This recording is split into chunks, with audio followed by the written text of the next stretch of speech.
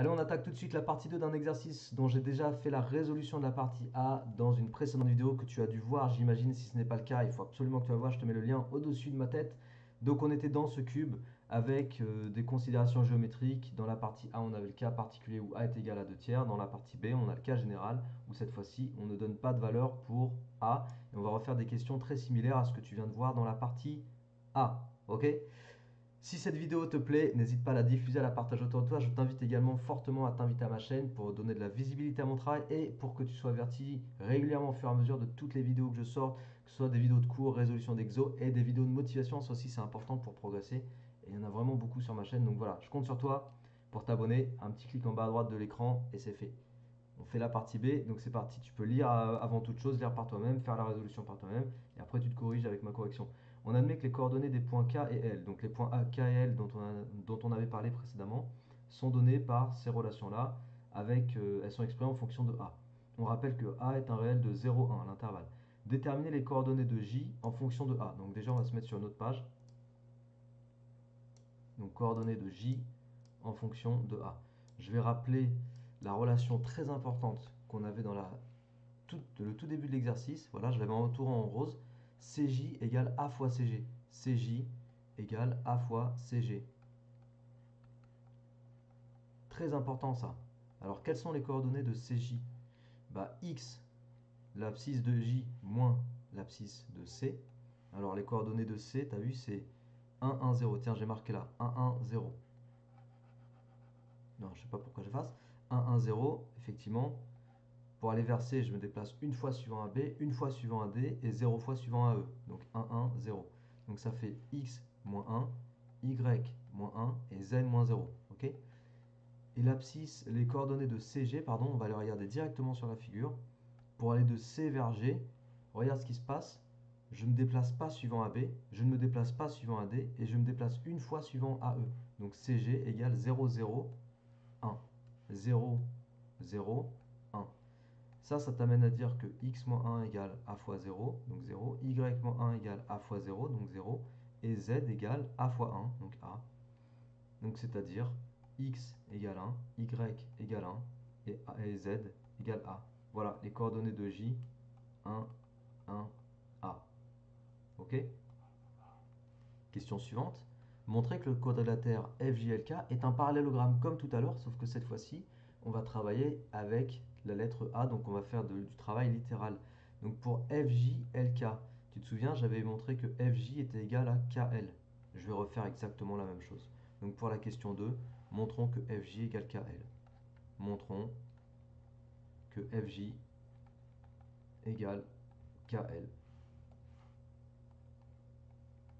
Alors FJ a pour coordonnées, quelles sont les coordonnées du vecteur FJ en fonction de ce qu'on connaît? Alors F a pour coordonnées quoi? F, on avait dit 1, 0, 1, c'est écrit là. 1, 0, 1. Donc FJ, je vais donc faire, ce qui serait pas mal, c'est de... Ouais, ce qui serait pas mal, c'est que je fasse ça. Hop, hop. Voilà. Et que je me mette F à côté. F a pour coordonnées 1, 0, 1. Voilà. Et donc je vais faire FJ. Donc 1 moins 1, ça fait 0. Ensuite 1 moins 0, ça fait 1. Et ensuite A moins 1, bah, ça fait A moins 1. D'accord? Et puis à côté, je vais dire FJ et KL. Alors KL, le vecteur KL, il faut que je fasse XL moins XK, YL moins YK, etc. Et ça, pour le faire, je vais le faire ici. Et puis je mettrai la réponse après là-dessous. Alors KL, voilà, parce qu'ici j'ai les coordonnées là sous les yeux. Alors KL, je fais 0 moins 0, ça fait 0. Ensuite 1 moins 0, ça fait 1. Et enfin A sur 2 moins 1 moins A sur 2. Qu'est-ce que ça fait ça? Bah, ça va faire A moins 1. On va aller voir ça. Hop. Voilà, je vais emmener ça là-dessous.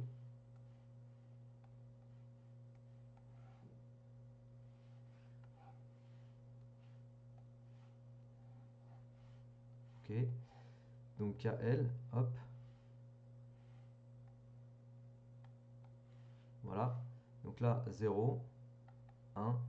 Et puis là, ça fait a sur 2, moins 1, plus a sur 2, parce que moins moins, ça fait plus.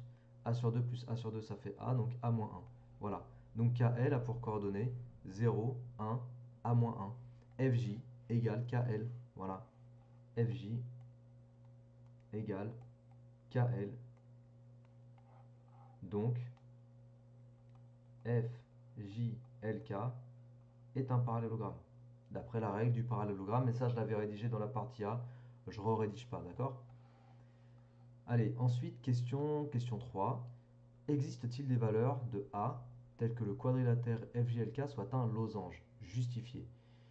Alors pour être un losange, on avait dit qu'il fallait avoir deux côtés consécutifs égaux, que le parallélogramme ait deux côtés consécutifs égaux, et j'avais travaillé tout à l'heure dans la partie A avec avec KF et KL. Donc KF et KL, ça veut dire que je vais aller chercher les coordonnées de KF. Alors KF, je peux le chercher là vu que j'ai tous les points. KF, ça fait F moins K, donc 1 moins 0, ça fait 1, 0 moins 0, et 1 moins 1 plus A sur 2, ça fait A sur 2. Voilà, KF, ça fait 1, 0, A sur 2.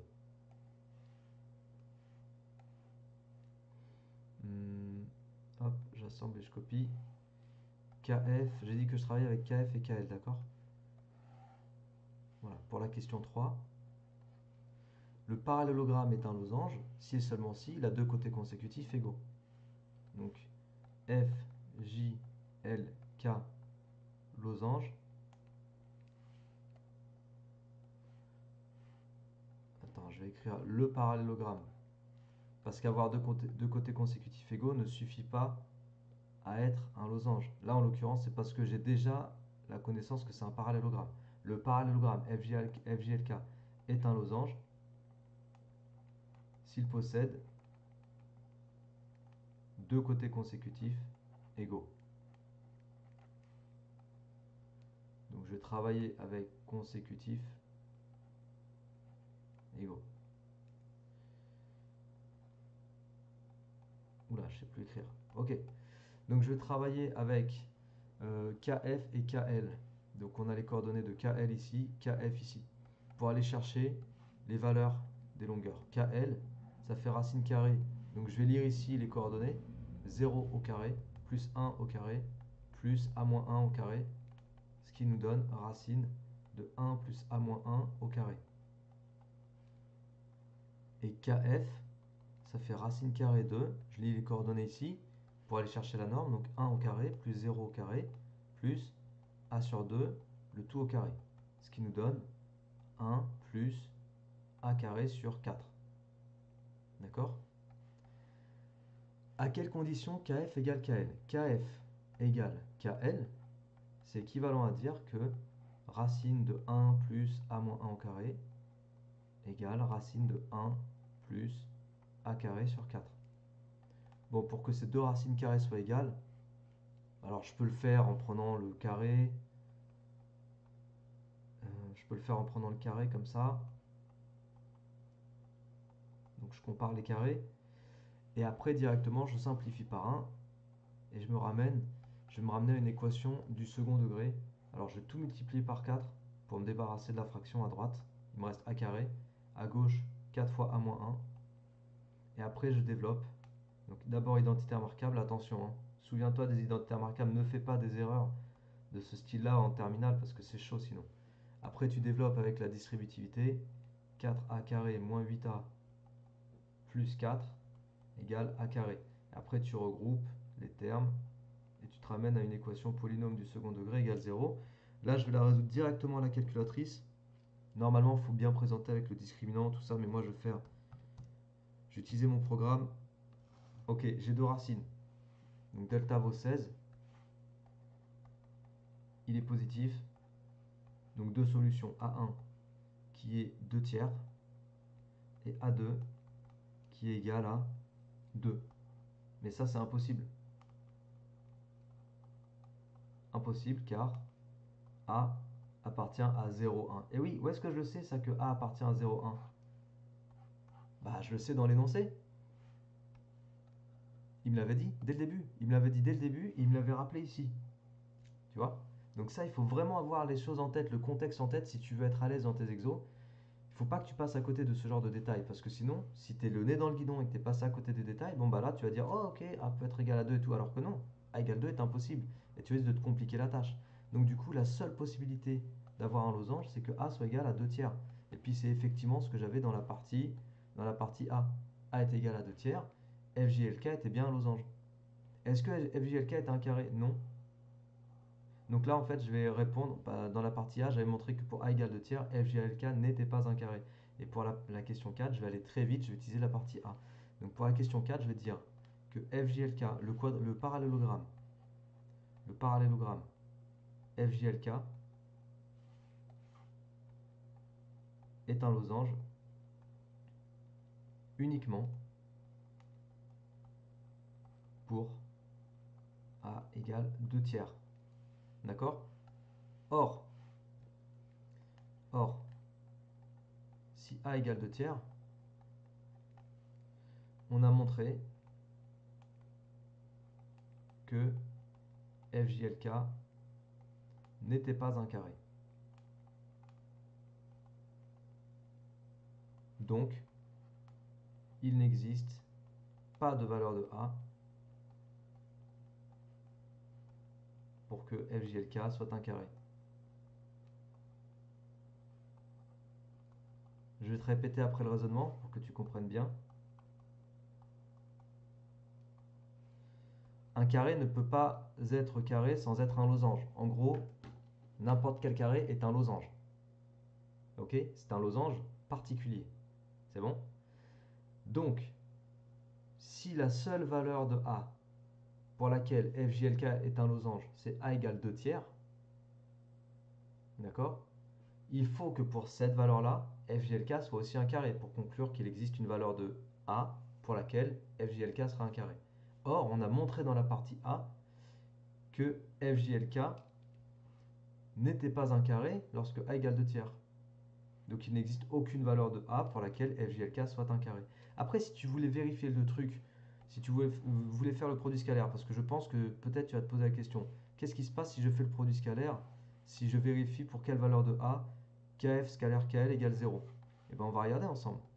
KF scalaire KL égale 0. À quelle condition? Bah à condition que... Alors attends, ils sont où mes vecteurs?